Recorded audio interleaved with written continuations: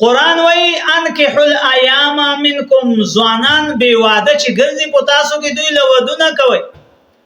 وس شیطان په هغه واده کې چې عبادت او سنت د پیغمبر علی السلام او طریقه او حکم او د دین په هغه کې شیطان اخپو وهله کم ځای چې شیطان اخپه ګډه کې او هي هغه ځای هغه کار دی ګران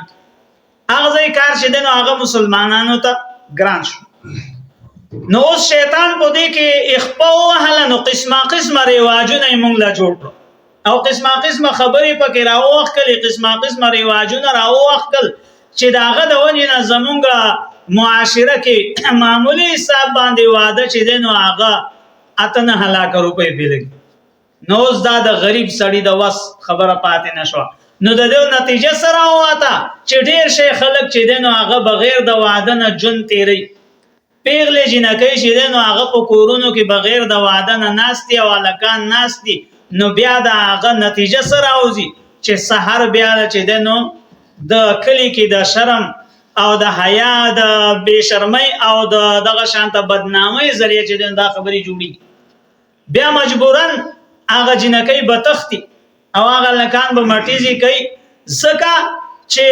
الله جل جلاله کوم حکم چې او هغه باندې عمل نشي او هغه عبادت چې هغه مونږه ریواج او هغه مونږ د سيزي ته ورسو چې اوس هغه د خلکو په واس کې نشته. نو نکاح د دې د پاره دی خبره مې دا کوله چې نکاح دې د پاره دی چې بقای نسل یو خبره او دویمه خبره دا ده چې هغه نه